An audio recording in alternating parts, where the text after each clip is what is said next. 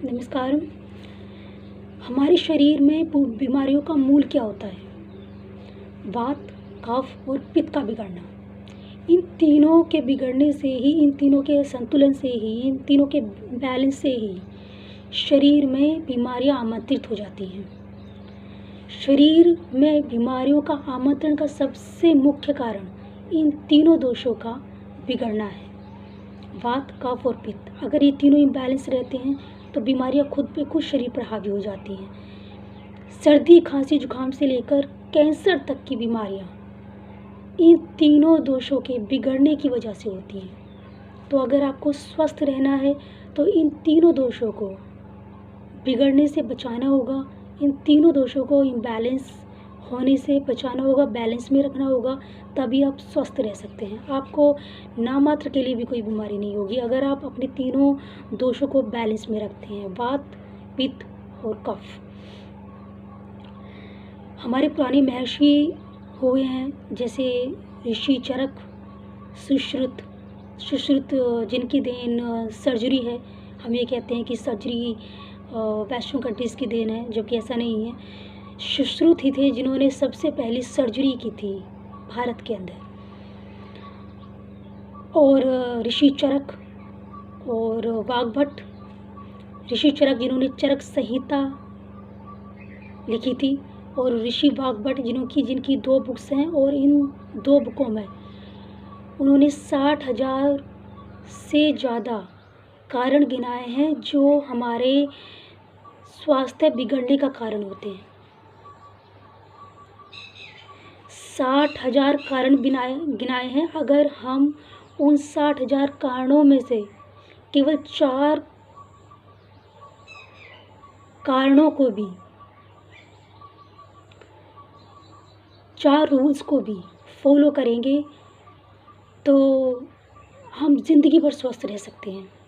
अब वो 4 रूल्स कौन से हैं तो बस उसी पर आज मैं चर्चा करूँगी। तो वो सबसे पहला रूल है कि खाने के तुरंत बाद पानी ना पिएं। ये सभी की हैबिट होती है कि खाने के तुरंत बाद पानी पीने की, या खाने से कुछ देर पहले पानी पीने की। तो ये सबसे आपकी गलत हैबिट है कि खाने के तुरंत बाद या खाने से जस्ट पहले पानी पीना। ये आपको चेंज करना होगा, क्योंकि इससे बहुत सारी बीमारियां आपको घेर लेती हैं। जैसे कुछ लोग होते हैं खाने के साथ साथ दौरान पानी पीते रहते हैं, खाने के तुरंत बाद कई गिलास पानी पी लेते हैं। उनका आधा पेट तो पानी से ही भर जाता है। अब आप सोचेंगे कि मैं ऐसा क्यों कह रही हूँ, कि ये मैं नहीं कह रही है, ऋषि वाग्भट जी जो हैं उन्होंने अपनी किताब में, अपनी बुक में इस बात का उल्लेख किया है कि खाने के तुरंत बाद पानी ना पिए। इसके क्या रीज़न है वो भी मैं आपको बताऊंगी। दरअसल जब हम खाना खाते हैं तो खाना सीधे हमारे जठर ग्रंथि में जाता है। अब जठर ग्रंथि कहाँ होती है? ये जस्ट बैले के ऊपर लेफ़्ट साइड में जठर ग्रंथि होती है, जिसमें खाया हुआ सारा खाना इकट्ठा होता है। जब वो खाया हुआ खाना इकट्ठा होता है, वो चाहे आप रोटियां खाएं, चावल खाएं, दाल खाएं, या नॉन वेज खाएं, या वेज खाएं, या कुछ भी खाएं, वो सारा खाना आपका जठर ग्रंथि में, यानी कि सीधे शब्दों में मैं कहूँ तो आमाशय में इकट्ठा होता है। अब जब ये वहाँ इकट्ठा होता है तो यहाँ एक अग्नि प्रज्वलित होती है जिसे हम जठराग्नि कहते हैं। जठर अग्नि, ये प्रोसीजर बिल्कुल वैसे ही है जैसे किचन में काम करने के दौरान हम पतीले में पानी लेते हैं और उसमें दाल डालते हैं, उसे गैस के ऊपर चढ़ा देते हैं और दाल बन जाती है। ये प्रोसीजर बिल्कुल वैसा ही होता है। यहाँ कोई पतीला नहीं होता, यहाँ पतीला खुद जठर ग्रंथि ही होती है।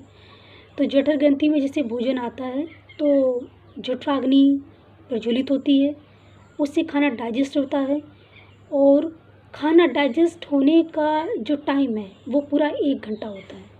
इसलिए कहते हैं कि खाने के बाद 1 घंटे तक पानी बिल्कुल नहीं पीना चाहिए। ये मैं नहीं कहती, ये वाघभट्ट जी जो हमारे पुराने महर्षि हुए हैं उनकी बुक्स में इस बात का जिक्र है, उल्लेख है।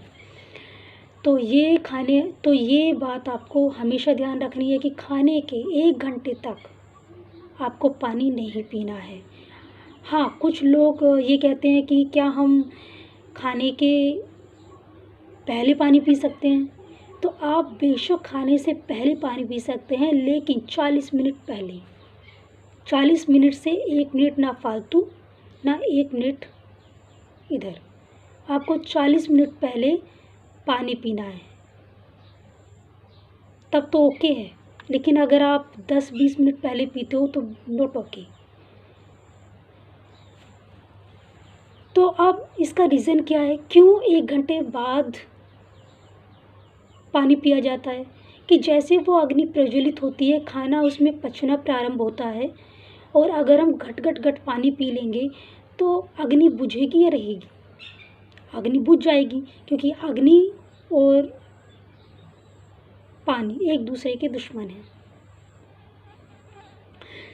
तो जब अग्नि जल रही है और उस पर ऊपर से पानी गिर रहा है तो अग्नि बुझ जाएगी। अब जब अग्नि बुझ जाएगी तो खाना पचना रुक जाएगा और उसमें सड़न पैदा हो जाएगी, और उससे 100 तरह के विष उत्पन्न होंगे, जिससे न जाने कितने तरीके की बीमारियां पेट के अंदर उत्पन्न हो जाएंगी। तो इसलिए कहते हैं खाने के 1 घंटे बाद पानी पिए। बस एक छोटा सा फॉर्मूला है, आप इसे अपना लीजिए, ज़िंदगी भर स्वस्थ रहेंगे। आपको एसिडिटी तो होगी ही नहीं, क्योंकि एसिडिटी ही सभी बीमारियों का मूल होती है। इसलिए आपको चाहिए कि आपको अपने एसिडिटी पर काबू पाना है, और बस ये तभी होगा जब आप खाने के 1 घंटे बाद पानी पिएंगे। दूसरा नियम है, पानी कभी गट नहीं पीना चाहिए। जैसे बहुत से लोगों का होता है, बोतल मुंह से लगाई और हो गया, ग्लास मुंह से लगाया हो गया। नहीं, आपने देखे होंगे जितने भी ये पशु पक्षी जानवर जितने भी होते हैं, सभी का पानी पीने का क्या स्टाइल होता है। आपने चिड़िया को देखा होगा, चिड़िया कैसे पानी पीती है। चोंच में ज़रा सा पानी लेती है, पहले उसको पीकर फिर दोबारा चोंच डालती है। आपने कुत्ते को पानी पीते हुए देखा होगा, चाट कर पानी पीता है। आपने शेर को पानी पीते हुए देखा होगा, चाट कर पानी पीता है। आपने गाय भैंसों को देखा होगा, हल्का सा मुँह लगाती हैं, फिर उसको चाटती हैं, फिर दोबारा मुँह लगाती हैं। तो जब पशु पक्षियों को ये तरीका पता है तो आपको क्यों नहीं पता? पशु पक्षियों को कौन सिखाता है? एक्चुअली जन्म से ही उनकी जीन्स में ये चीज़ होती है। तो अगर पशु पक्षी ये सब कर सकते हैं तो आप क्यों नहीं ये इस तरीके को अपना सकते हैं? तो इसलिए पानी गट करके नहीं पीना है। पानी पीने का तरीका बहुत सरल है। 1 गिलास लीजिए, उसमें पानी, अगर ताम्र पात्र हो तो ज़्यादा बेस्ट है, तांबे का बर्तन या तांबे की मिश्रित धातु भी चल सकती है। अगर आप तांबे के बर्तन में पानी पीते हैं तो बहुत बेनिफिशियल होगा। तो आपको तांबे के लोटे में पानी लेना है और 1 घूंट पानी पीना है, फिर थोड़ी देर रुक जाना है, फिर 1 घूंट पानी पीना है, थोड़ी देर रुक जाना है। एक्चुअली इससे क्या होता है कि जो हमारी रेजिन होती है, लार होती है मुंह के अंदर, जब हम पानी पीते हैं तो वो जो लार होती है वो क्षारीय होती है। तो जब हम पानी पीते हैं तो वो लार सीधे पेट के अंदर जाती है पानी के थ्रू। अब पेट के अंदर चूँकि एसिड बन रहा है, एसिड ऑलरेडी रहता है, तो उस एसिड पर जाकर, उस एसिड से मिलकर वो एसिड का जो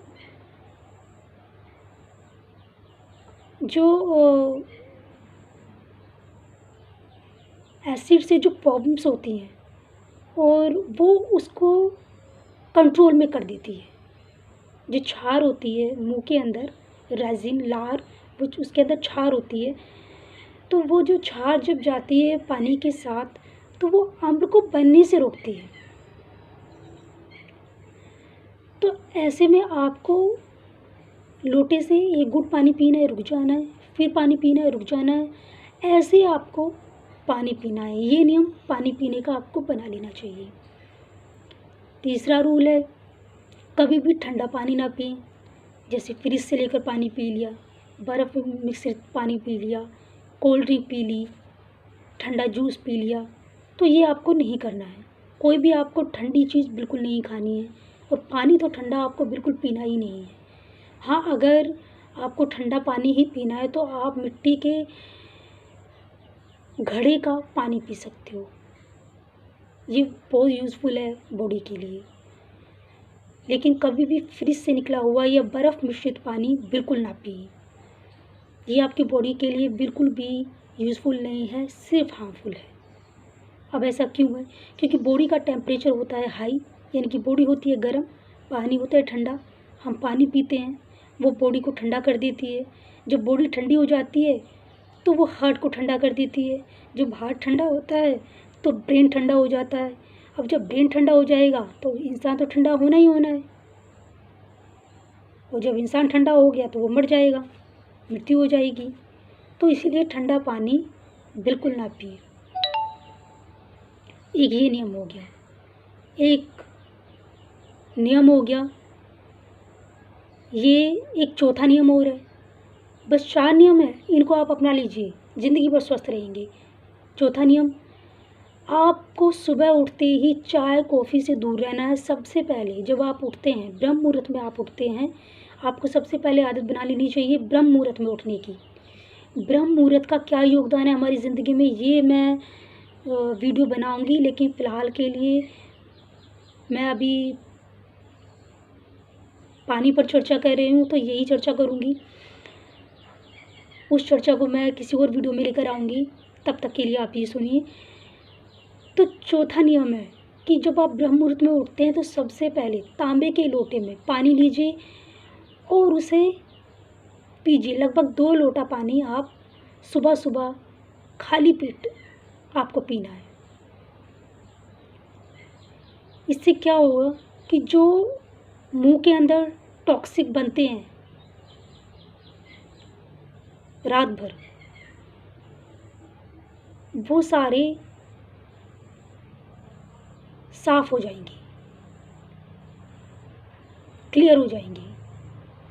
तो आपको इसलिए बताया गया है कि सुबह सुबह पानी पीना चाहिए खाली पेट। तो जब आप खाली पेट पानी पीते हैं तो जो सारे टॉक्सिक हैं वो सारे बाय प्रेशर साफ़ हो जाते हैं और आप प्रेशर भी अच्छा जाते हो। तो ये कहते हैं कि अगर सुबह सुबह प्रेशर अच्छा गया तो समझ लीजिए आधी बीमारियां तो आपकी ऐसे ही चली गई। तो बस ये कुछ नियम हैं, आप ये अपना लीजिए, ज़िंदगी भर स्वस्थ रहेंगे, गारंटीड है। ये मैं नहीं कह रही, वाघभट्ट जी ने अपनी पुस्तक में इस बात का उल्लेख किया है, अपनी बुक्स में ये सब लिखा हुआ है। तो बस आज के लिए इतना ही, धन्यवाद।